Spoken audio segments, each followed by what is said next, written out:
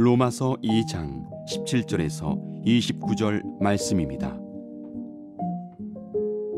유대인이라 불리는 내가 율법을 의지하며 하나님을 자랑하며 율법의 교훈을 받아 하나님의 뜻을 알고 지극히 선한 것을 분간하며 맹인의 길을 인도하는 자요 어둠에 있는 자의 빛이요 율법에 있는 지식과 진리의 모본을 가진 자로서 어리석은 자의 교사요 어린아이의 선생이라고 스스로 믿으니 그러면 다른 사람을 가르치는 내가 내 자신은 가르치지 아니하느냐?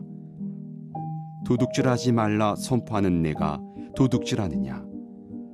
간음하지 말라 말하는 내가 간음하느냐? 우상을 가증히 여기는 내가 신전 물건을 도둑질하느냐? 율법을 자랑하는 내가 율법을 범함으로 하나님을 욕되게 하느냐? 기록된 바와 같이 하나님의 이름이 너희 때문에 이방인 중에서 모독을 받는도다. 내가 율법을 행하면 할례가 유익하나 만일 율법을 범하면 네 할례는 무할례가 되느니라. 그런즉 무할례자가 율법의 규례를 지키면 그 무할례를 할례와 같이 여길 것이 아니냐. 또한 본래 무할례자가 율법을 온전히 지키면 율법 조문과 할례를 가지고 율법을 범하는 너를 정죄하지 아니하겠느냐. 무릇 표면적 유대인이 아니요 표면적 육신의 할례가 아니니라. 오직 이면적 유대인이 유대인이며 할례는 마음에 할지니 영에 있고 율법 조문에 있지 아니한 것이라. 그 칭찬이 사람에게서가 아니요 다만 하나님에게서니라. 아멘. 하나님의 말씀입니다. 하나님이 보시는 것은 거듭난 속사람입니다 라는 말씀의 제목으로 하나님의 말씀 전하겠습니다. 17절에서 오늘 본문 20절까지의 내용을 보시면 유대인들이 가진 일종의 착각이 있습니다. 무엇을 착각하느냐? 17절 말씀을 보시면 유대인이라 불리는 내가 율법을 의지하며 하나님을 자랑하며, 이렇게 말이 되어 있어요. 우리말 성경으로는 이게 잘 표시도 되지 않고 또 이렇게 적절하게 해석하기가 어려운데 사실은 이것이 조건절입니다. 영어로 하면 if절이 되는 것인데, 그래서 이 문장의 원뜻에 가장 충실하게 번역을 하려면 이런 것입니다. 실제로는 그렇지 않은데 마치 잘 사는 것처럼, 의롭게 사는 것처럼 너희들이 스스로 생각하고 있다, 이런 뜻입니다. 한마디로 자기 자신에 대해서 착각하고 오해하고 있는 것이죠. 실상은 자신의 삶이 많이 무너져 있고 이 유대인들의 삶들이 굉장히 깨어져 있는데도 불구하고 사실은 잘 살고 있는 것처럼, 그리고 자기는 굉장히 의로운 것처럼 쉽게 이해할 수 있도록 한다면, 나 같은 사람 있으면 나와보라고 해. 나 정도면 완전하지. 이 정도면 온전하지. 뭐 이런 뉘앙스로 생각하고 또 그렇게 행동을 하는 것. 그런데 성경에서는 이 부분을 영적인 착각이다, 이렇게 진단을 하고 있는 것입니다. 문제가 뭐냐면 이런 착각 속에 빠져 있으면, 나 정도면 훌륭하지 않아? 나 정도면 의롭지 않아? 참 괜찮은 신앙인 아니야? 크리스찬 아니야? 이런 착각 속에 빠져 있다 보면 하나님 앞에, 정말 주님 앞에 이렇게 나가지를 않는다는 것입니다. 이 정도면 충분하다는데 뭐 더 이상 가깝게 나갈 게 있겠습니까? 예수님의 은혜가 아니어도 이 정도면 훌륭한 신앙인이라고, 신자라고 오해하고 있는데, 그러면 예수님을 찾을 리가 만무한 것입니다. 여러분, 오늘 우리의 마음속에도 이게 독약이 될 수 있습니다. 굉장히 위험한 생각일 수 있어요.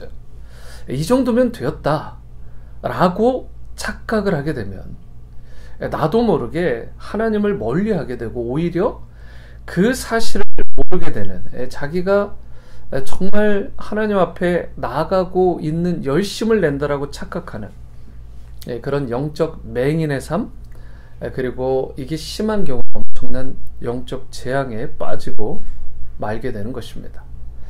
우리는 교회를 꼭 다녀야 됩니다. 무조건 교회에 우리가 열심을 내고 충성을 다하고 출석해야 돼요. 그런데 오늘날 예수님을 믿는 성도들이 교회만 다니면, 교회 문턱만 잘 넘어서고 성실하게 다니면 됐다라고 생각하는 건 위험한 것입니다.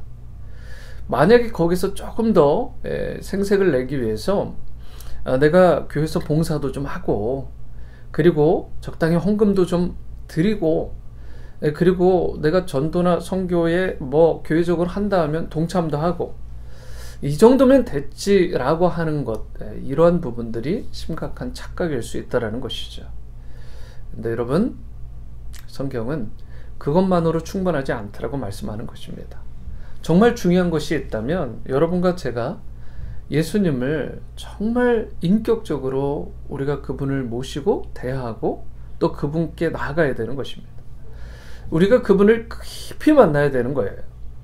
만나는 것도 뭐 20년 전에 10년 전에 어제 만난 게 아니라 바로 오늘, 그것도 매 순간순간 그 예수님을 인정하고 만나야 됩니다.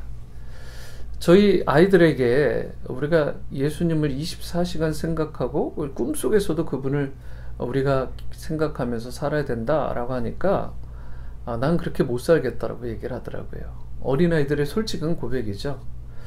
여러분, 그런데 우리가 어떻습니까? 이 24시간 동안 예수님을 생각하고 그분을 인정하며 살자라는 것은 그만큼 치열하게 철저하게 예수님을 인정해드리고, 그리고 그분 안에 거하는 삶을 살자라는 일종의 영적 갱신과 운동이죠.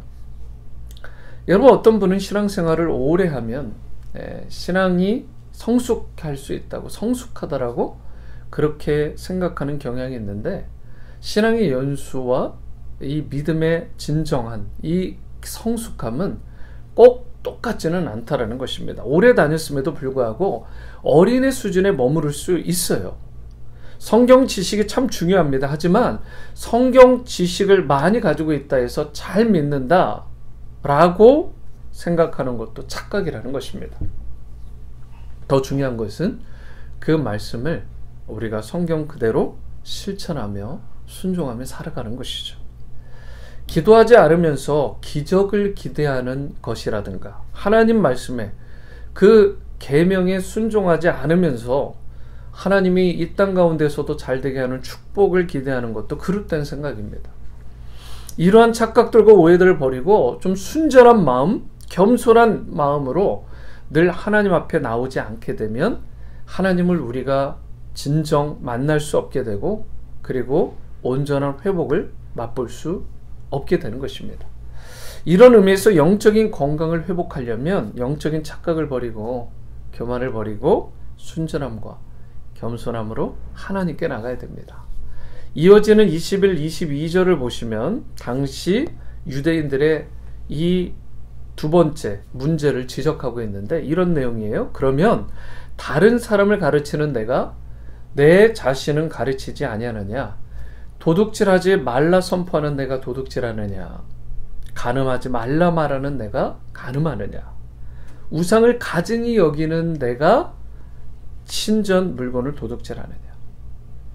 겉으로는 진리를 외치고 하나님의 그 율법과 말씀을 선포하고 있는데 실상 그의 삶에 그리고 마음의 중심을 들여다보면 이 모든 하나님의 말씀을 어기고 있더라는 것입니다.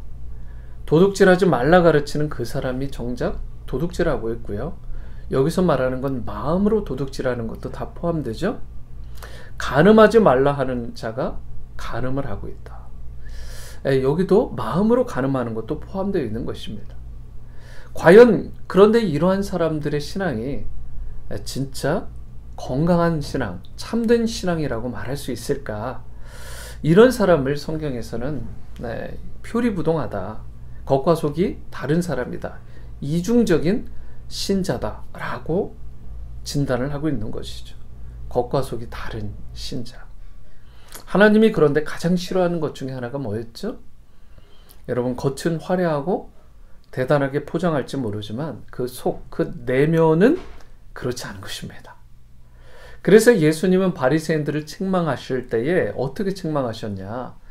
회칠한 무덤과 같다. 겉은 그럴싸한데 속은 완전히 썩어 뭉그러졌다라고 이야기를 하는 것입니다. 그리고 이것이 하나님 앞에 가증한 것이다 라고 바로 주님께서 그렇게 지적을 하셨습니다. 하나님은 우리의 겉모습, 우리의 겉의 행동의 그런 연기에 속지 않으세요. 하나님은 성경이 누차 강조하시는 내용처럼 우리의 속사람, 우리의 내면을 정말 깊이 있게 그렇게 정확하게 들여다 보시는 하나님이십니다. 그러므로 정말 지혜로운 사람은, 바른 크리스찬은 차라리 내 속에 있는 더럽고 누추하고 연약하고 깨어진 것들을 솔직하게 예수 그리스도 앞에 내어놓고 그분의 십자가 은혜, 죄사함의 은총을 구하며 나아가는 그런 사람입니다. 그래야 주님께서 은혜를 베풀어 주시는 건강한 바른 신자의 삶을 살 수 있게 되는 것입니다. 그러므로 사랑하는 성도 여러분, 오늘 23절 말씀과 같이 우리가 율법을 자랑하지만 실상은 율법을 깨고 범하는 자 되지 않게 되기를 바랍니다.